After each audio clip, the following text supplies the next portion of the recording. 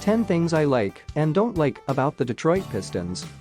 The Detroit Pistons have had a season to remember for some good and bad reasons. Let's take a look at some of what has made this a memorable campaign.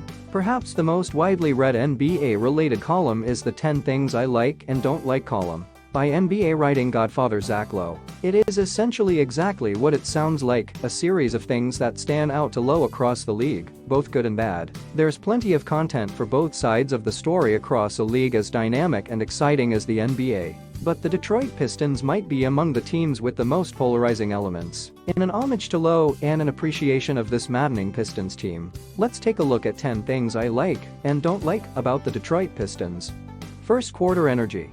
The Pistons' hot start versus the New York Knicks on Saturday notwithstanding, this is a notoriously slow starting team. I have some theories about why this might be, several of which we'll get into in depth in the near future. But the bottom line is that the Pistons regularly dig holes early in games that they force themselves to spend the rest of the game fighting out of. Good teams don't do this to themselves, and this team isn't doing itself any favors by getting off to such lackadaisical starts. The rise of Voltron. The Golden State Warriors had their death lineup, the Oklahoma City Thunder had their Megadeth lineup.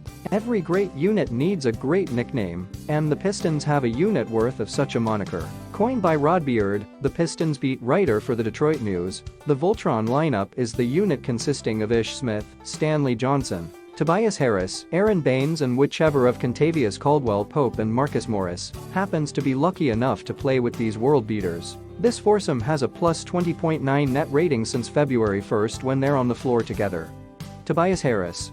In the starting lineup, off the bench, it doesn't matter. Tobias Harris has been magnificent. He's been the Pistons' most reliable and efficient scorer since the season began, especially since that move to the bench in December. While at the time that move made sense, Harris has been so effective and deadly that the only things that matter for him right now are getting minutes and touches. There should never be any scenario where John Lure is getting more minutes or shots than Harris, regardless of who starts. Harris has been a consummate professional this season, accepting his role change without complaint, all while surely knowing he's the best scorer on the team. That's to be lauded. He's also been vastly better defensively than anybody gives him credit for. Poor efficiency shots.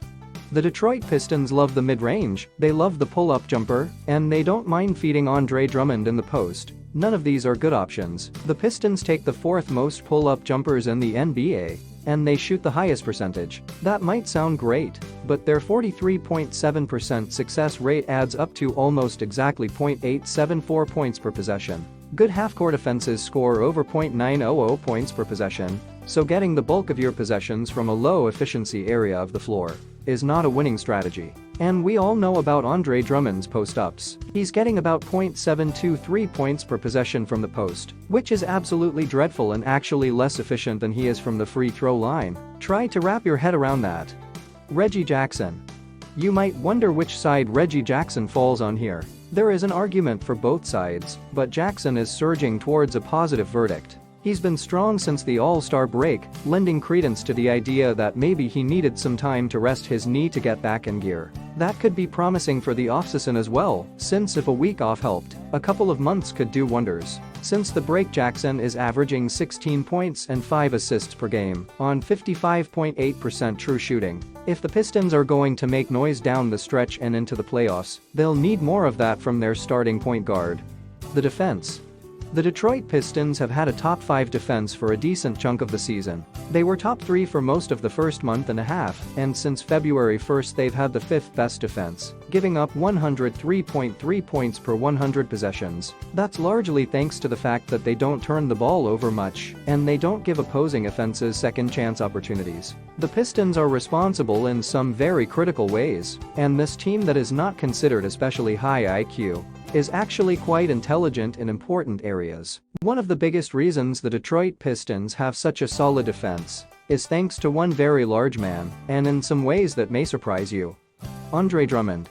Yes, indeed, Andre Drummond is one of the reasons the Pistons have such a strong defense. But why? And how? He can't protect the rim. As it turns out, the monstrous impact Drummond has on both the offensive and defensive boards have wide-ranging effects. For starters, the Pistons are the best team in basketball at keeping opponents from scoring second chance points, allowing just 10 points per game, almost a whole point better than the second-place Utah Jazz. In addition, the Pistons are the best team in the league at keeping opponents from scoring points in transition, allowing just 10.3 fast break points per game. John Lure. I miss the old John Lure. 12 points off the bench. John Lure does it all well. John Lure. Gone are the heady days when Ish Smith and John Lure were the best players for a strange Piston team. Lure has struggled mightily for weeks to the point where he's hitting just 29.9% of his threes. His struggles have been so tremendous that his career three-point success rate has dropped from 37.5% to 34.3%, thanks to just this season. Across the board, his numbers off the bench are superior to his starting numbers, but that'll happen when you're playing better players on starting units than reserves. He's been exposed a bit, and it wouldn't be a big surprise to see Lure get moved back to the bench in favor of Tobias Harris. It also wouldn't be a surprise to see Lure's play improve if such a move was made. Aaron Baines' unseen value. Nobody really talks about Aaron Baines unless it's to ask why he is getting minutes over per 36-minute superstar Boban Marjanovic. Nothing about Baines will thrill you, and he's certainly not 7'3" with hands the size of baseball mitts like Boban. Why, pray tell, is Stan Van Gundy so enthralled with a backup center who gives you 4.5 points and 4 rebounds per game? Stanley Johnson answered this when we spoke recently. Me, Ish and Tobias, and Aaron being able to screen the way he does is big. I think he's one of the best screeners in the league, and he puts you in a position where you're playing 2-on-1 against a 5-man. That's why a lot of teams go over on me and Ish who are not really dribble-up shooters. Because with Aaron, when you go under the first one, Aaron turns around and gets you on the second one. Now we're shooting layups. Now we're shooting 15-footers. He's also the best communicator on the floor on the defensive end, calling out screens, so perimeter defenders like KCP and Johnson aren't running blind into screening big men. The defense goes up another level when Baines is on the floor, and that's no coincidence. Stanley Johnson.